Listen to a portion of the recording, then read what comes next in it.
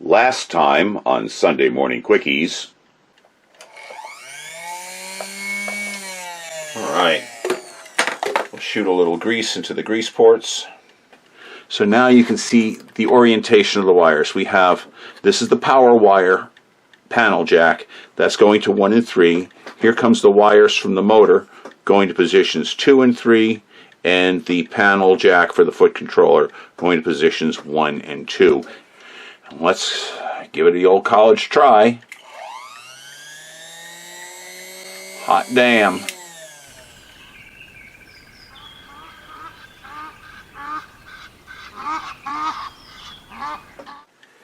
Okay, we're back.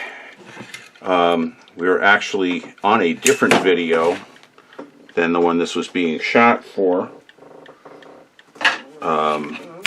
But the other video was just getting way too long. I have never taken this particular foot controller apart before, and honestly I wasn't sure if this was going to be successful or not. So that's why I'm opting to do this on a separate video. So we're going to go ahead and we're going to try to get this apart and see what makes this one tick. And those are pivoting together. I have no idea how this one comes apart, so I'm going to gently. This might be a colossal disaster, and I might wind up using a different foot controller. But we're going to see what this one does when I try to dismember it. And take these.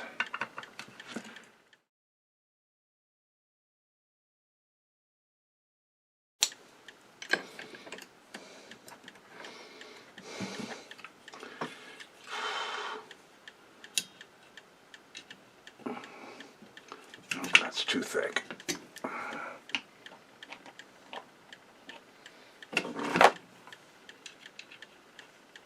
Okay, that'll work.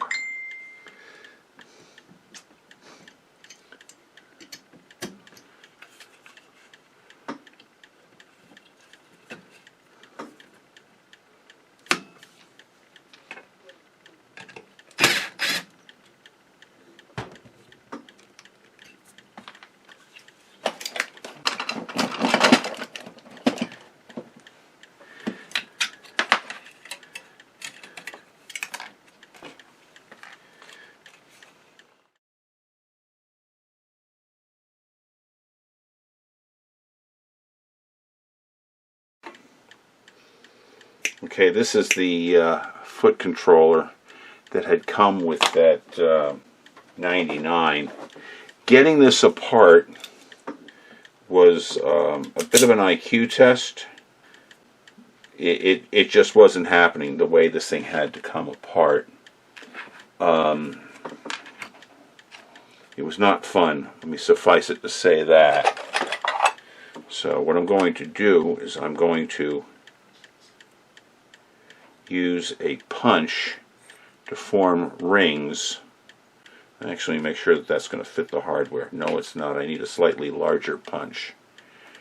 Let me find a slightly larger punch in my collection of punches. Let me bring my punch index over. And we're going to go up a notch. Alright, I'm going to use a, let me see if 11/64 will work. I'm going to use my 11/64 punch as a mandrel to make loops. I have to trim these back a little bit further. And incidentally, if you do not have a set of these pen disassembly punches from Penn State Industries, I recommend them. They're useful for a lot more things than just woodworking. They're designed for wood turners who are making pens on with their lathes, and these punches are designed like if you make a mistake and you have to take a pen kit apart. The pen kits are sold as kits of hardware to make the pens, and if you screw up and you have to take one apart, which you would do because those pin kits can get expensive. The disassembly punches are very, very good for that. And I know I've done my fair share of pen making on the wood lathe. The loop that I've made, this piece of bent wire, get the screw through it, the assembly screw through it,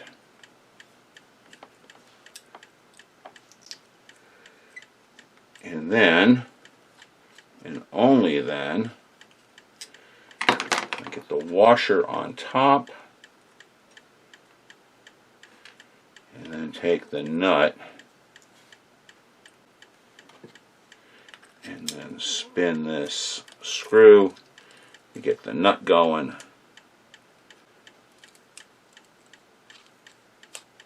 Oh, somebody had a brilliant freaking idea for this one. Thank you, Mr. Engineer, whoever you were, for coming up with something so bloody painful to work on. Alright, now this one, the screw goes, the screw head, there's no washer on this side. There may have been originally. And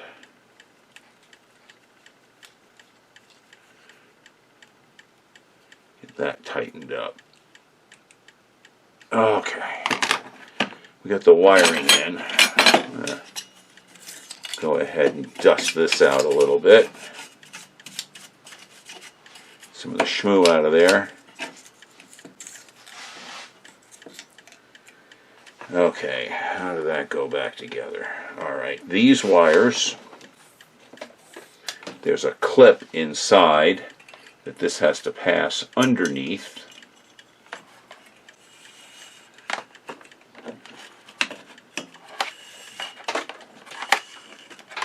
And this goes in here.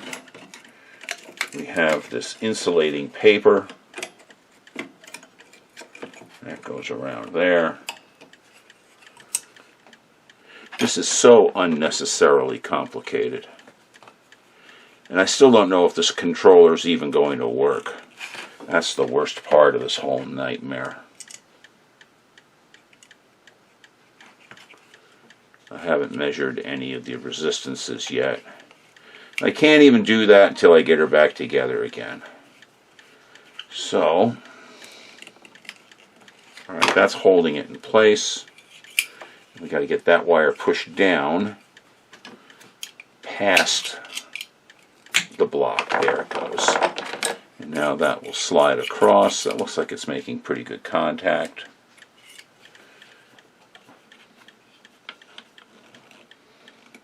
Okay. Alright. I guess it's a press fit. It's in there. It's working. I'm not going to complain too much.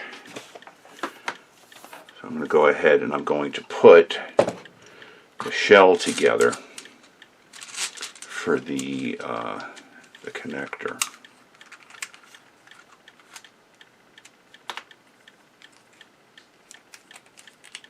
Now this wire is considerably larger, or considerably smaller, I should say, than what the what was probably originally intended for this shell. So I'm just going to tie a big old freaking knot in here and see if that prevents it from going through.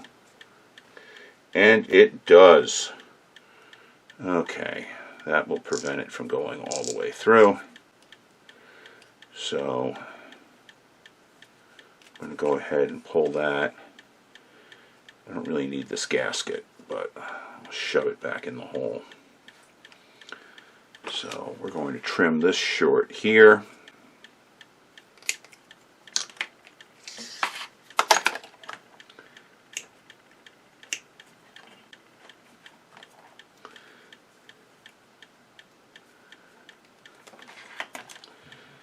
Trim that off. This is another case where pre-tinning these wires will help immeasurably when it comes to getting them into that connector. So grab my third hand and just clip that up.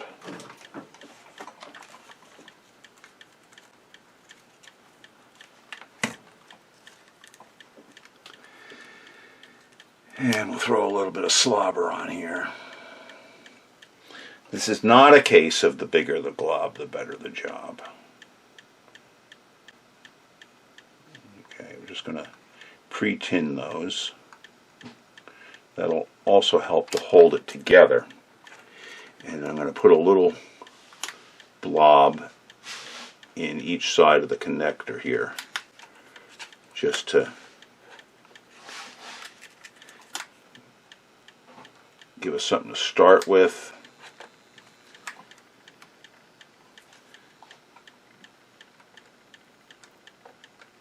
There we go. Oops. There we are. Now, it helps to have the locking ring onto the wire first. Now I'll go ahead and I'll solder these back in place. So yeah, I screwed up.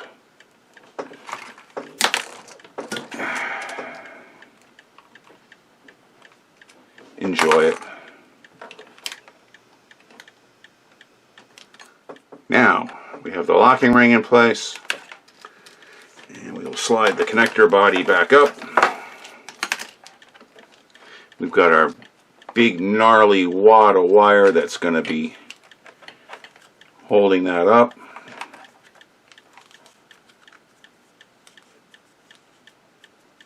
Loosen this up here.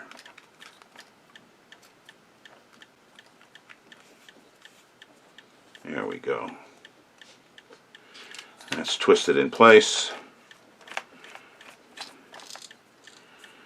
Alright, that is our foot connector.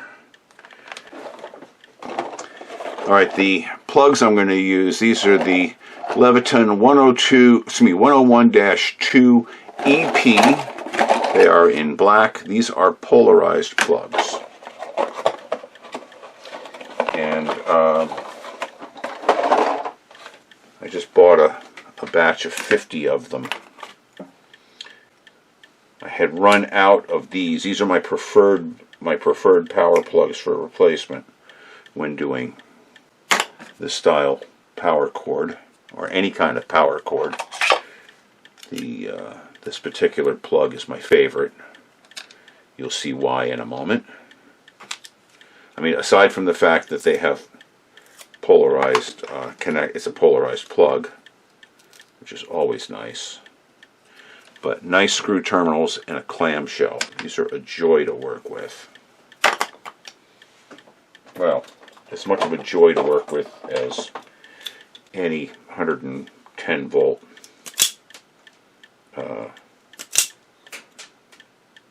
power connector is, but you know what I'm saying. Alright, so twist-a-rooney, twist-a-rooney. Now the silver goes to the wide blade, so that's the neutral.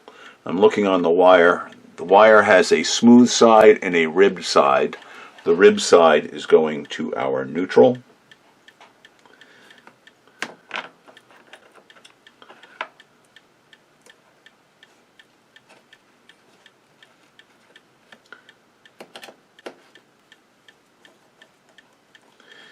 And you always put your loop so that's going around, so that as you tighten your screw, it pulls the wire with it.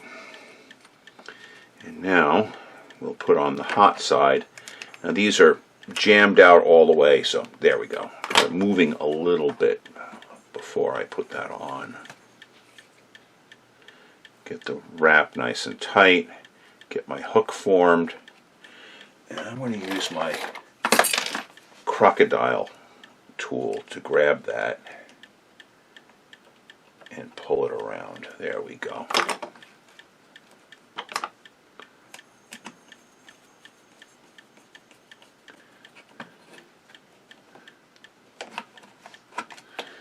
And way and route our wires. There's wire routing inside this plug. You see there's little posts in here that help guide your wire so that it exits nicely and that the screw won't mess with it. Let me get that on. I don't believe I'm actually demonstrating how to put a plug together, but some people just don't know, and that's fine. Alright, so the business end is done. I mentioned this is a polarized plug, so we're going to put this together in a certain order. I'm going to put all this stuff through. Notice I've got, this time I do have the locking collar on. And looking at the plug, it's labeled 1 and 2.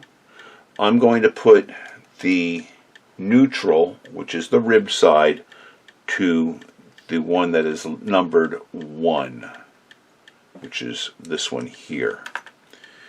So, let me get my stripper. I'm going to strip these back a little farther than they need to be because I'm going to tin these prior to soldering, prior to attachment. And so these are going to get tinned and then trimmed before they go into the connector body. So yeah, there's that. So, and you can see these are incredibly long compared to what they need to be. So I'm going to go ahead and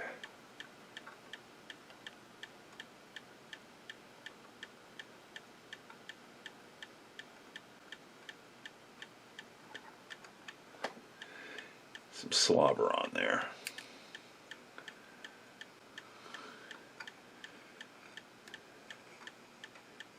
Once again, this is not the bigger the glob, the better the job. Alright, now I'm going to trim these back to fit, and I'm just going to see how those fit into, which is this is my rib side here. See how that fits in. And you see that? That's trimmed a little long, so I'm going to shorten that up just a skosh. See how that fits into the connector. That fits in perfectly, so I'm going to trim the other one the same amount. Okay, that should fit nicely now. Okay, so this is going to be problematic to hold with this this jigsaw. I'm going to hold the one side like that. I'm going to pre-solder just a little bit into each one of these. I need to find a better way to jig these, but I'm going to try it like that initially. Alright, and my rib side is here. So I'm going to heat this up and drop my rib side in. There we go. Hold that. It might get very painful in a moment if I can't find a way to hold that, and I have to hold it with my fingers. Let's see if I can grip that. Nope. Okay, let's try this. That'll work. That'll hold it. Okay. And how well can you guys see that? That look good? Alright.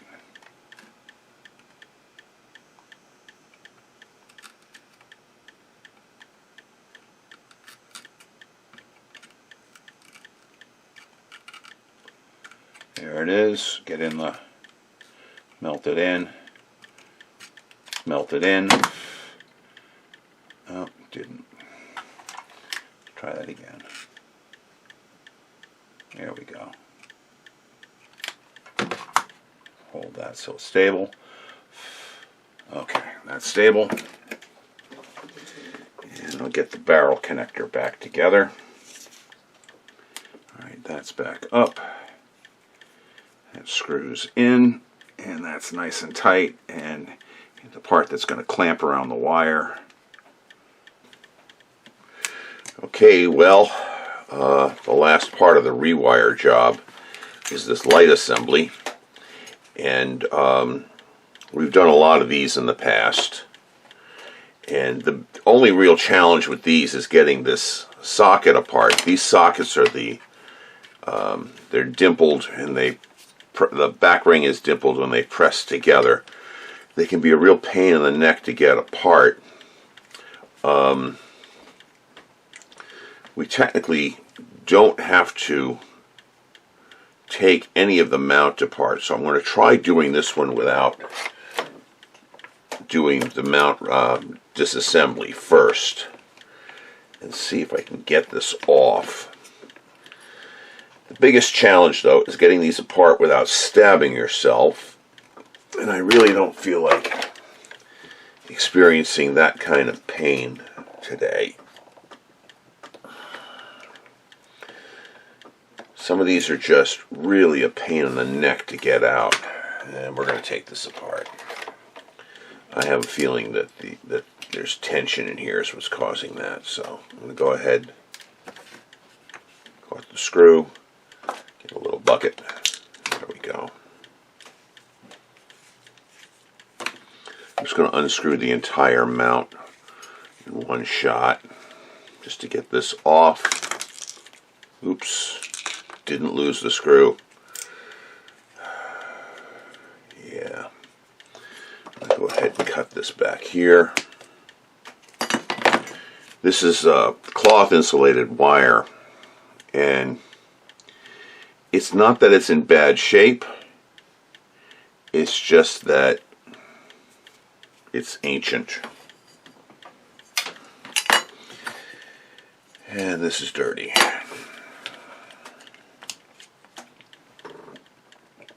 I really don't like taking these apart either. It's not that taking them apart is the problem, although it can be. Putting these back together again can also be a severe challenge as well. The danger, of course, is stabbing yourself. It's something I'm trying to be acutely aware of. There we go. There it comes. Try to be acutely aware of the danger of stabbing, because stab wounds from a precision screwdriver, I can say from years of experience, that hurts. Okay, so we're off. It was not easy, but we're off. All right.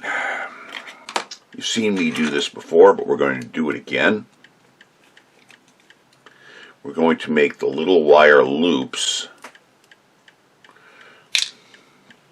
Well, you see how that comes apart. You see these little wire loops that Singer used in there?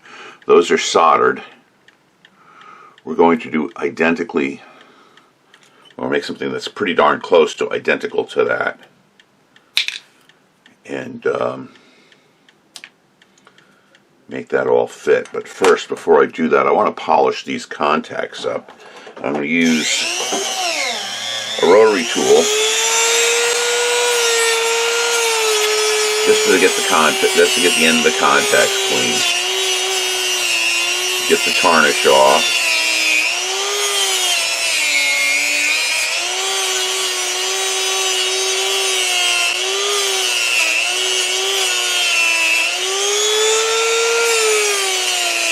I'm not going to go crazy.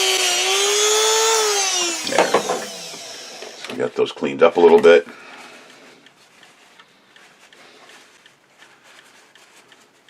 Whether that's going to make a tremendous difference or not, who knows. But considering the amount of effort it takes to do, which is minimal, versus what the potential rewards are, which is a better connection, and how much of a pain in the neck it is to re-separate that case, which is maximum. Anyway, so I stripped this down about 1.5 inches. I split the individual strands pretty much in two. Okay, and now do a quick little twist. It goes tight, so it's thus far it looks like that. And this is my 1/8 inch. That's my 3/16. Actually, that's going to be too big. I'll find my 1/8 inch punch. This should be my 1/8. That's my 1/8. I'm putting that around. I'm just using the 1/8 inch punch as a mandrel.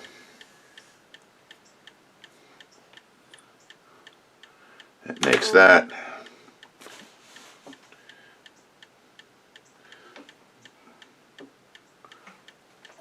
Take my third hand.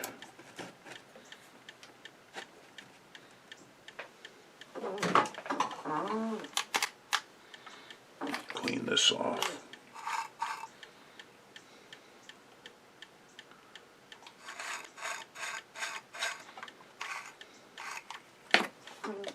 I'm about due to change the tip on this soldering gun. This one's starting to get pretty worn. Oops. Put that where I can see it. See what I'm doing. I'm going to put a little heat on that and just enough solder to hold it together. No more than just enough. And then give it a clippy clip. And we have loop number 1. And we will lather, rinse, repeat with our yellow wire.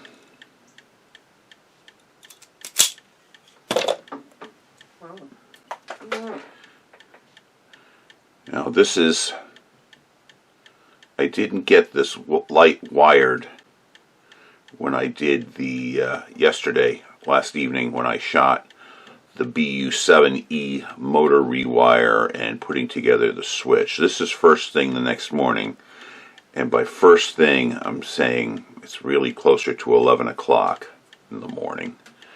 I didn't get the video posted and to bed until about 3 a.m. So I kind of slept in, and considering I have to be at work at 5 o'clock this afternoon, I don't feel guilty about sleeping in a little bit. But anyway, do a little twisty twist. So that's what's going on with that. And I woke up this morning to pretty good numbers on the rewiring the BU7E motor video. Good number of views, some nice comments, which I haven't had a chance to respond to yet. And that in combination with the comments and how the video Goodbye Chicago did, I'm going to assume that most of you guys are absolutely fine with not being a super purist when it comes to doing some of these electrical renovations. So what I'm going to do is I'm going to do a separate video where I'm going to just go through, alright, this is the hardware used. And the reason I'm not just going to mention it on one of these, it really needs its own video because there's different sizes and different options. I want to talk about it specifically and not let it get buried into one of these videos, if you know what I mean. I want to make sure that the most people find out about it, because a lot of people, especially on last night's video, that ran almost, put that in the wrong direction, you idiot. My guys, you're supposed to be catching that and telling me. Anyway, that ran close to an hour, and I won't know the analytics until it's been up for at least 24 hours, but I can guarantee you the percentage of people who watch that through to the end is pretty darn small. And the majority of people who watch all the way through are my hardcore, I don't want to say hardcore fans, but they're hardcore sewing machine rehabilitators and true aficionados of what we're doing. And I mean, the people that this just gets suggested to by Google is relatively small. Alright, I want to clean these up. I'm just going to clean up the shell portions of it. I'm not going to bother with the shade at the moment. So I'm going to take this over to the buffer and buff these. Be right back. Okay. We got the crap off of that, the oxidation off of that. That's fine now. Okay.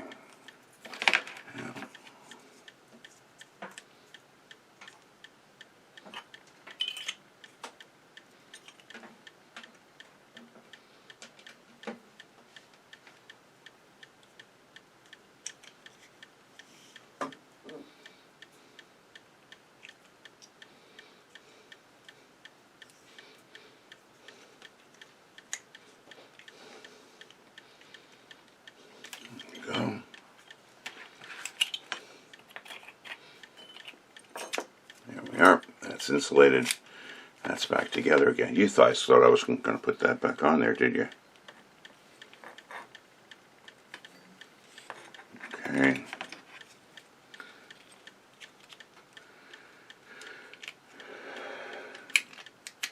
Getting this back together is always a challenge as well. Ah! There it goes. We got it. Alright, now, in the spirit of making things look nice, I cut that way too long. I cut that way too long. It's okay. We'll set it aside. We will not waste it. And get some shrink tubing on this. Run the shrink tubing all the way up into the housing. You know, you can't do that with a screw gun. I set a screw gun where my heat gun normally goes, and they're the same color. And I feel like an idiot.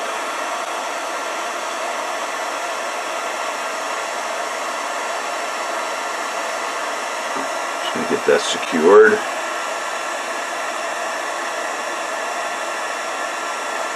Not about that far for the moment.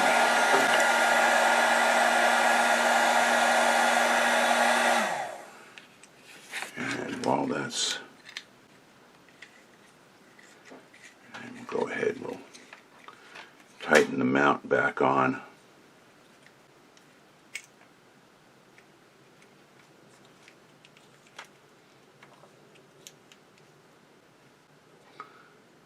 Okay. Actually, I'm going to loosen that up and get the pin in a different position. This locking collar here has multiple positions for this indexing pin, and that's going to allow putting the light switch in various positions. Now I'm going to take this minuscule, and I mean minuscule set screw, which is absolutely tiny. Let me get some stuff out of my way so I can have an unobstructed path to success here. All right. And use and lock that set screw down. There we go. Now we'll shrink the rest of this tubing.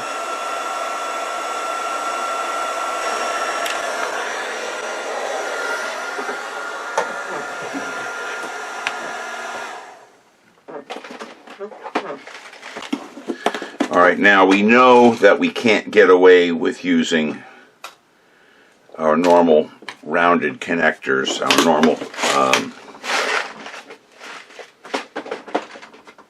eyelet style connectors, that we have to use an open spade connector on these. So I'm not even going to waste our time doing otherwise.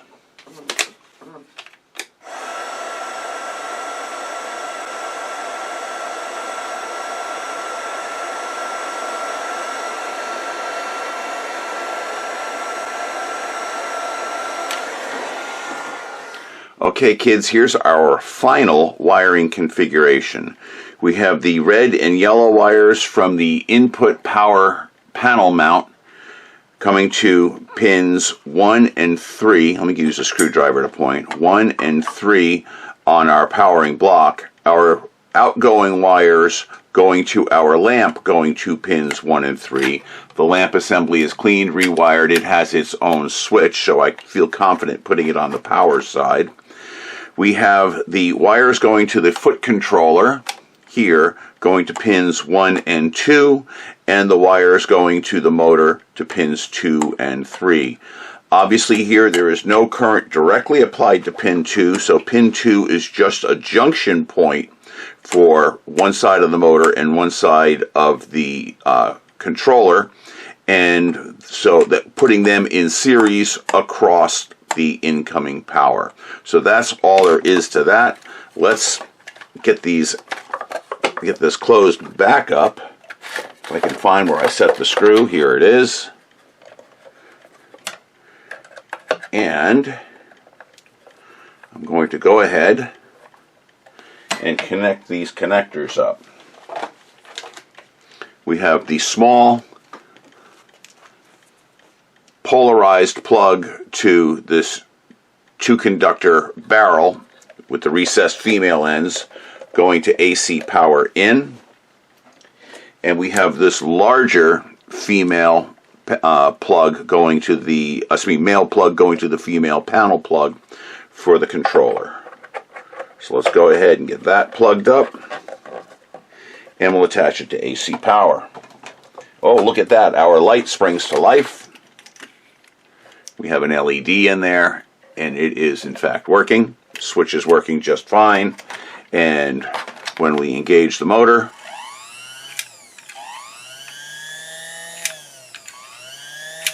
that, my friends, is all she wrote.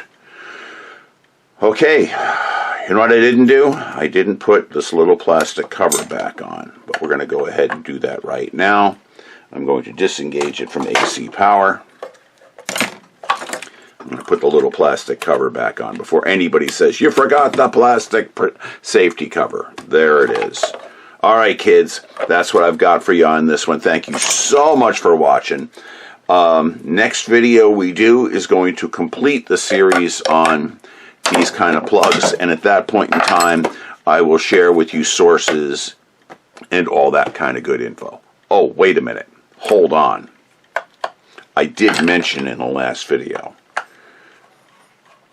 that I put this on backwards. So here, I'm going to atone for my sins, fix the problem.